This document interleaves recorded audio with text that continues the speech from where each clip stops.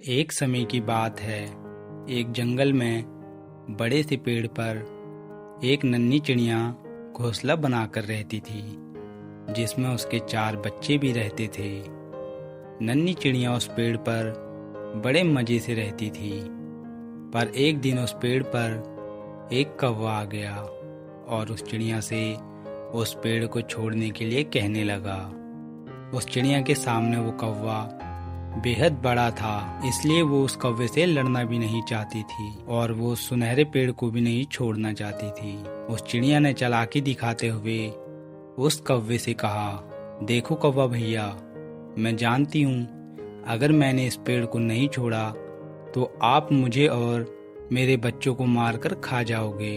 आप बेहद महान हैं, इसलिए मैं आपसे गुजारिश करना चाहती हूँ कि अगर आप मेरी शर्त के मुताबिक मुझसे जीत जाते हो तो मैं ये घोंसला छोड़कर यहाँ से चले जाऊंगी, या आप शर्त जीतने के बाद मुझे खा सकते हो।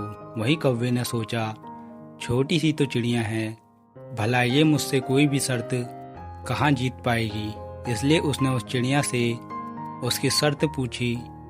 शर्त के मुताबिक उस चिड़िया ने उसे बताया कि उसके पास ही में एक घर था, जहाँ एक औरत ने बेहद सारी मिर्चियाँ सुखाने के लिए रखी हुई थी।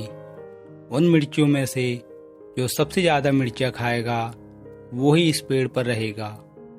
कौवा उसकी शर्त मान गया और उस घर के आंगन में जाकर मिर्चियाँ खाने लगा।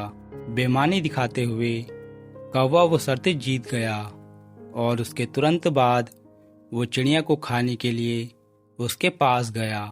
तभी चिड़िया ने उससे कहा, आप मुझे खा लेना, लेकिन अगर आप उस घर के अंदर से नमक लाकर मुझ पर डालकर खाओगे तो मेरा मांस आपको बेहद ज़्यादा टेस्टी लगेगा। कौवे ने थोड़ा सोचा और वो नमक लाने उस घर के अंदर चला गया। उस घर की मालकिन बेहद ज़्यादा हरामी थी। वो हर दिन उस चिड़िया को अपने आंगन में तक चुगने नहीं देती थी, इसलिए चिड़िया ने चालाकी से उस कौवे को उस घर में भेजा। अंदर जाते ही वो औरत उसकी ताक में बैठी थी, क्योंकि वो मिर्चियाँ अभी अभी उस कौवे ने ही खाई थी। अंदर जाते ही उस औरत ने एक डंडे की जोरदार चोट से उस कौवे को मार डाला। इस कहानी में उस नन्ही चिड़िया की ताकत नहीं बल्कि उसकी चालाकी काम आई। तो दोस्तों, अगर आपको हमारी कहानी पसंद आई हो तो हमारे वीडियो को लाइक करें और चैनल को सब्सक्राइब जरूर करें।